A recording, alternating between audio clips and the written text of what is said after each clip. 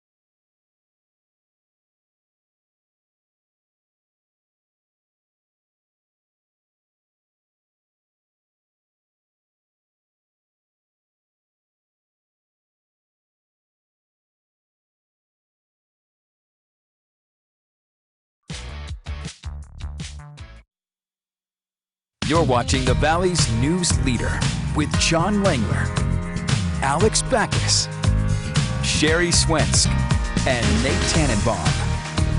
This is Good Day Las Vegas on 8 News Now. 5:14 now on your Finally Friday. Sherry, the death toll from Hurricane Dorian in the Bahamas now at 30, likely to go higher. Right now, a big effort to get more help to the islands. And right now, Dorian is just off the coast of North Carolina. It's a Category 1 storm. Catherine Johnson is in North Carolina with the very latest. People on the Abaco Islands in the Bahamas are desperate to get out. It's horrible. You can't live here. Widespread devastation caused by Hurricane Dorian has halted any semblance of normalcy. Many are waiting at the airport, hoping for a seat on a plane. We still have babies here. We still have elderly people here. They're not living up to their word. Hurricane Dorian is now thrashing North Carolina. Officials warned coastal residents to evacuate, but some chose to ride this storm out. Not a stranger to hurricanes. More than a dozen tornadoes touched down on Thursday as Dorian sat off the coast of the Carolinas. I'm damn lucky. This tornado started as a waterspout, but came ashore and tore through an RV park in North Carolina. And in South Carolina, exploding transformers and downed power lines left thousands in the dark. Catherine Johnson, CBS News, Kill Devil Hills, North Carolina. Well, as we just heard, there in North Carolina, multiple power outages have been reported. So we have a live reporter there. That's where Michael Hyland is. He's live in Wilmington. Michael, what's the damage there so far? Yeah, you were mentioning about the power outages here. It's definitely going to take some time to get that restored for people because we still have some strong wind gusts through here, even though the rain has stopped. If you take a look over here, where we are in Wilmington, this bridge here connects you to Wrightsville Beach, which is just on the ocean, and they've blocked this off. They're only letting emergency vehicles go across and some utility crews to start the process of getting people's power back on. I want to show you some of the video from just a few hours ago overnight as this storm was coming through and we were seeing that really heavy rain and those strong wind gusts. This region has dealt with this so many times in recent years. Just a year ago, a lot of people got out of here because of Hurricane Florence that came through and brought devastating flooding to this area. Fortunately, with this storm, even with the heavy rain, we've only seen some sporadic reports of flooding around here. So I talked to some people about why they decided to stick it out this time and what they did to get ready. We got lucky where I was. It's kind of more elevated, but yeah, I wouldn't want to have to try to carry my big pit bull out of the house who can't swim very well. And so why did you decide to stick it out here for this storm then? I don't anticipate it to be as bad, especially where I live. It's kind of brick. And what did you do to get ready since you are staying? Just went to the store, did the usual, lots of water, lots of, food that's not going to go bad if the power goes out, all that stuff, maybe some extra batteries, extra chargers.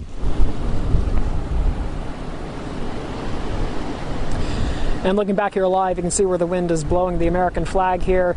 It's going to take some time for it to be safe for the utility crews to get everywhere in this region and start that process of getting everybody back online. We've got thousands of people who've lost power around here, and the local officials are urging people to be patient, also telling them to stay off the roads, though as you can see, there are still people venturing out and about this morning. Live in Wilmington, Michael Hyland, back to you. Appreciate it, Michael. In fact, things look better there than I expected. Right. We're hearing some of that from a couple of places along the East Coast there. Right. I mean, they were getting lashed really, really good overnight, so it looks like things are calming down just slightly. We've got Dorian. You can see it right here, and then I've got pictures of it too on the radar.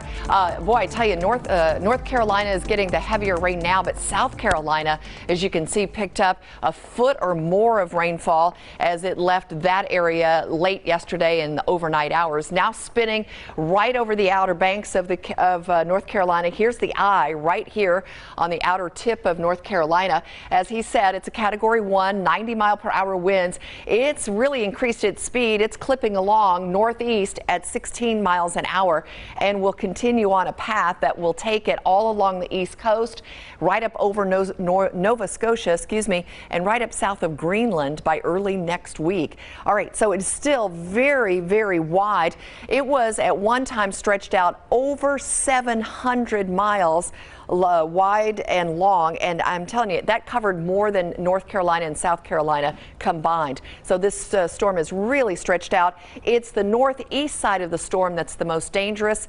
That's the side yesterday that brought all of those twisters into North Carolina. Those did so much damage too, in addition to all the rain, the flooding, the storm surge. So there's still plenty of Dorian left today. And again, it will continue to move northeast, which is a good sign for the rest of the northeast coast. As in Virginia, Virginia's getting some rain, but they're not going to get as much of Dorian as the Carolinas have. So that's good news. All right, back over into the west and the southwest. We had some thunderstorms yesterday, some spotty thunderstorms. Not all neighborhoods got a taste of them, but definitely places like Kingman, Barstow got in on rain and thunderstorms. And if you're traveling today, those same places could also see them again today. And we're going to keep just a slight chance of thunderstorms in our forecast for the afternoon. So please be safe. Lightning, gusty winds, that's all possible with these storms. 5:19, let's get to the roads with Nate, see what's moving out there. All right, well, the good news is that Summerlin Parkway is moving in both directions. You may recall we were talking about an overnight closure, and it was scheduled to run until 5. They finished their work a half hour early, reopening both directions between Buffalo and Rampart at 4:30 this morning. Then there was a crash on Buffalo northbound over Summerlin Parkway. It looks like that has been cleared. Maybe a couple of flashing lights and still be aware through there. Meanwhile, we take you down to the far southeast. There's a crash on Wagon Wheel where it meets up with Boulder Highway and the US 95 515. Not a heavily traveled area, but anybody coming in from Henderson, be aware of a crash. 95 515 Wagon Wheel and Boulder Highway. Alex? Nate, thank you. This morning, T-Mobile faces a lawsuit from New York City. Just ahead, what the city claims T-Mobile did to its customers. Plus, Starbucks trying out a new concept. We have those details coming up. It's 5:20 on a Friday. We'll be right back.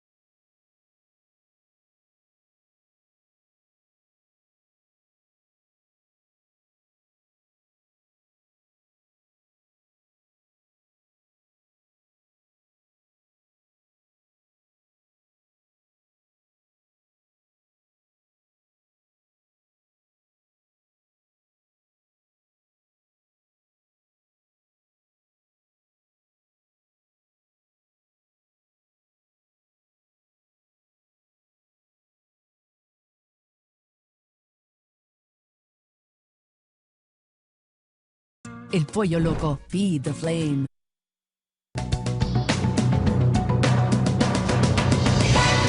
T-Mobile is facing a lawsuit. And Starbucks is testing out a new concept store. Diane King Hall joins us live from Wall Street this morning. Hi, Diane. Happy Friday. Hello and happy Friday. Oh, I love our song. We'll never be royal. Appropriate for Diane, the royal Cadillacs part. in our dreams. Yes. I love it. Yes. Yes, I love our Friday flavor. It don't run in our blood, you guys. All right, but stocks rallied yesterday. There's some royal blood in the wake of news that the U.S. and China are returning to the bargaining table. So the Dow soared 372 points. The NASDAQ jumped 139. The S&P 500 rose 38 points. All eyes are on the job market this morning with the Labor Department set to release the August jobs report. Economists are expecting the government to report 160,000 jobs were added last month. The nation's unemployment rate is expected to hold steady at 3.7%. That data will be out in just minutes from now. And New York City is suing T-Mobile, alleging the carrier violated consumer protection laws. The lawsuit claims T-Mobile sold used phones as new and put customers on expensive financing plans without their consent. The lawsuit also alleges T-Mobile overcharged customers, didn't provide them with legal receipts, and deceived them over its refund policy. A spokesperson says T-Mobile is taking the allegations, quote, very seriously. Alex and Sherry. As they should. Yes, they should. So, Diane, we all know about the line at Starbucks, especially on Fridays. It's crazy. But soon, apparently, people won't have to deal with the line at Starbucks so much. Oh. Right? How about never wait in line for coffee again? So Starbucks is testing the idea of pickup-only stores. In an interview with Bloomberg, the company CEO says the Java Giant is testing the development of locations that would only serve a mobile order and delivery customers. The first one will open in New York as early as this fall. The company's already tested the concept in China. Sherry and Alex. Ooh, that's a cool. Well, you know, and that makes sense because so many people already know what they drink. They know what they want. Yes. So just cut through, you know, the stuff of having to wait in line, order, wait for the people who are sitting there trying to make up their minds. I know. I hate when I'm behind the people who don't know what they want at Starbucks. I understand other places, but Starbucks, it's coffee. Right? I know. You know what you want ahead of So there are time. a million choices. Starbucks customers still know what they want before they get there. I mean, even if you know it's the skinny mocha latte chocolate half calf, decaf with a twist of this and that. Time. Yes. Yes. Diane, you know it's bad when you go through the drive-through and without even talking, they know what you want. Oh. So this will help those people. They're like, oh, it's Alex? Yes, we know what they are. Thank you so much, Diane. Have a great weekend. Happy Friday. You got it, you too, guys. Okay. Happy Friday. Well, there's a new school program that's helping students get the best education. Just ahead, how they're helping students, teaching them by incorporating some chocolate in a special lesson later today. Can I go back to school? Yes. I would like that. Today only. Yes. Here's your 7-day forecast. All right, we've got a slight chance of thunderstorms today. Big wind Saturday night. But guess what? That brings in some 90s starting on Sunday through next week. It's going to cool down, folks. We'll be right back.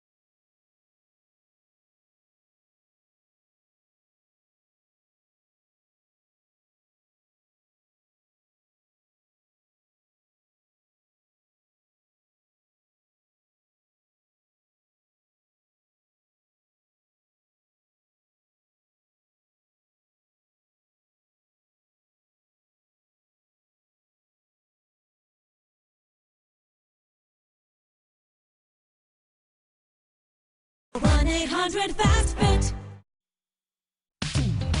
Now on Good Day Las Vegas, thunderstorms rumble through the valley overnight, plus a cool down's on the way. That's coming up in your Weather Now forecast.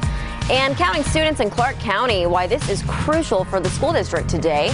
And we're live this morning at the World Market Center for the Harvest Festival. The goodies you can pick up there this year. Good Day Las Vegas on a Friday starts right now.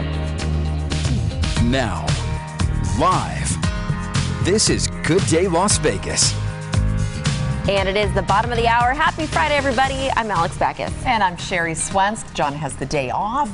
The rain didn't have the day off. We picked up some rain yesterday. Yeah, showing you the time lapse of that rain moving through late in the day, early evening. It was dark and in the middle of town. Got some good lightning and rain. Yep, and thunder. It was really nice to see that, Sherry. Yeah, you heard it. You said you heard it on the rooftop out in the parking lot? Yes, I heard it out of nowhere. And I did listen to your forecast. Aww. I wasn't caught off guard completely. But, you know, after what we've gone through the past few days, it was a bit of a change. Well, it was a bit of a change. We've been so hot, and it's nice to cool off a little bit when you get those cooling rains. We had rain first to the west in the mountains and Pahrump early in the day, and then we kind of waited, and then we saw some thunderstorms kind of pop up over here around Boulder City, the lake, and then they passed right through the middle of town. Some of the rain was pretty heavy.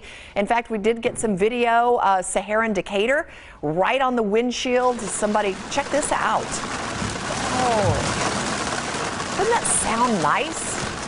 That sounds so much better than the hot sun beating down on you. It's just a really nice change. Now, we still have a lot of humidity out there this morning, and we'll look for the possibility of some of those thunderstorms popping. And if you're traveling over into Arizona, you'll stand a better chance of getting in on some afternoon thunderstorms. Let's get over to Hurricane Dorian, which is now a Category 1 storm.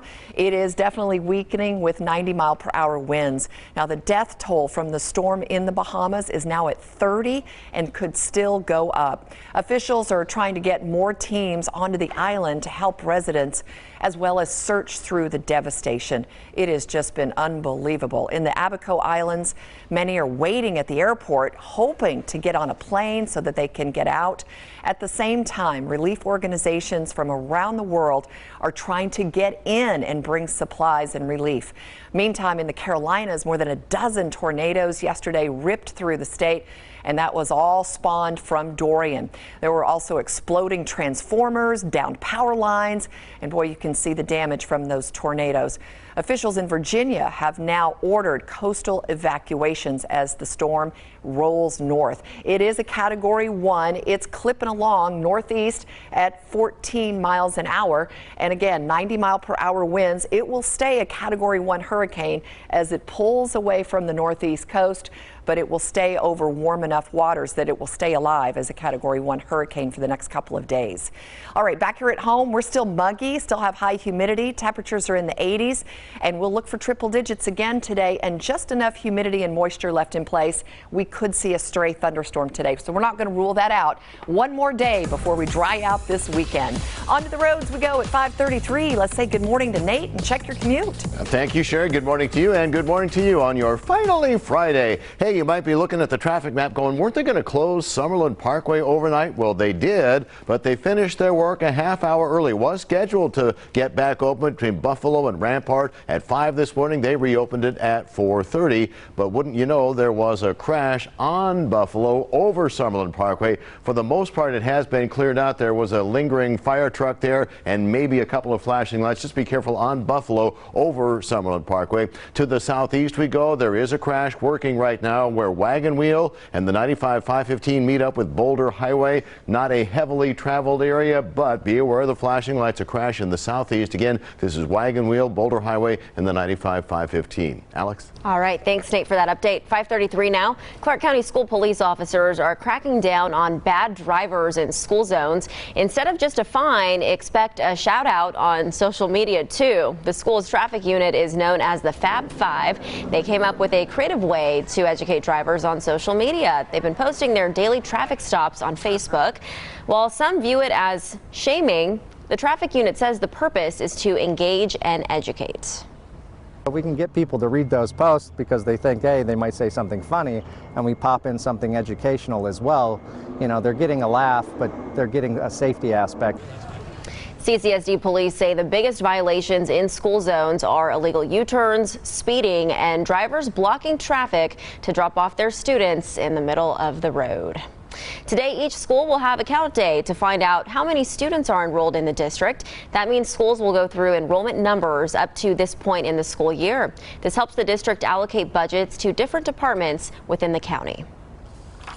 This is really an internal piece in order for us to properly do the strategic budgets and give schools the staffing that they need and their SOT the opportunity to make any adjustments that they need to in order to go through the rest of the school year. From the district perspective, we're funded differently as a district overall, so there is a distinction to be made. This process has been going on for the past 4 years within the school district since it's no longer required on the state level. Well, if you are looking for a job, the school district is looking for more bus drivers. The transportation department is hosting a job fair tomorrow from 8 to noon. Applicants will get a chance to talk to current drivers and meet with managers. That job fair is at the Transportation Center on Arville, just behind the Orleans Arena. Sherry and Nate. Well, this is an annual tradition and it returns to the Las Vegas Valley this weekend. Of course, we're talking about the Las Vegas Harvest Festival with tons of original art, all kinds of craft. Shoppers, welcome to the World Market Center. This year it's in Pavilion 1 over there. Oh, yeah. 8 News Now reporter Kristen Drummond is live with the preview. And Kristen, I think Sherry wants you to bring back some fudge. Absolutely, I do.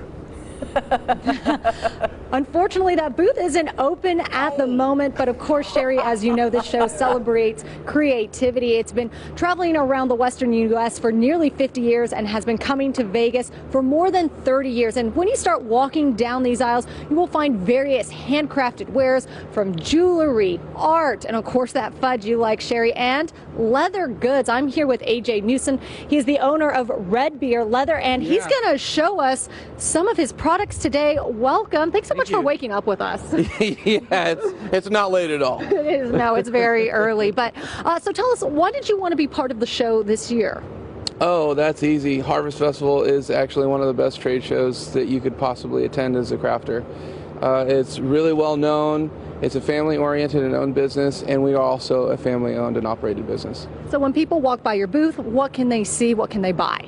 Oh, tons of handcrafted leather. Everything that we do here, we do with my family. I've trained my wife.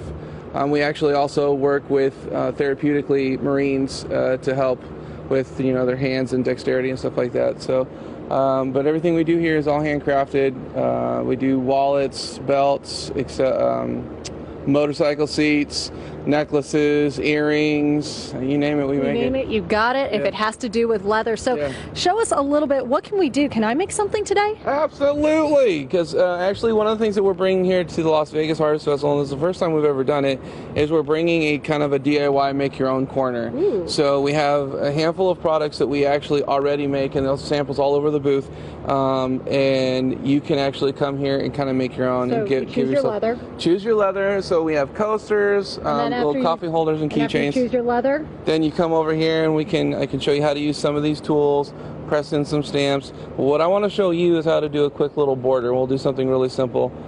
Okay, very simple, because I'm not very good when it comes to arts and crafts. Okay, so I picked up a tool. It's called a Vayner tool. It's just kind of like a half elliptical tool. What you do is the leather has been cased or been wetted already. So this is how you add a border. Okay, and then anyone can come up and do it? Yeah, anybody can come up and do it. Can I try it? Yeah, please. All right. You want me can to hold my mic? Yes, please. So you just put it down like so? Yeah. I'm shaking. I'm nervous. Don't be nervous. I'm scared I'm going to mess up. Okay. No, don't worry. It's Ready? just leather. 1, 2. There you go. That's it? Yeah, you made mine was nowhere near nowhere like yours. That's okay. Everybody has a first time. Well, you can always come on down here this weekend starting at 10 this morning. Doors will open. You can come in to Red Beard Leather. You can try and make your own product. Definitely a lot better than mine. Again, doors open at 10. The show runs through Sunday. Tickets are between $4 and $9. Kids under 12 are free. Come on down, and you can also get a head start on your holiday shopping. Yeah. Coming up at 6, we're going to talk about how this show benefits a local charity here in Las Vegas. Reporting live, Kristen Drummond, 8 News Now.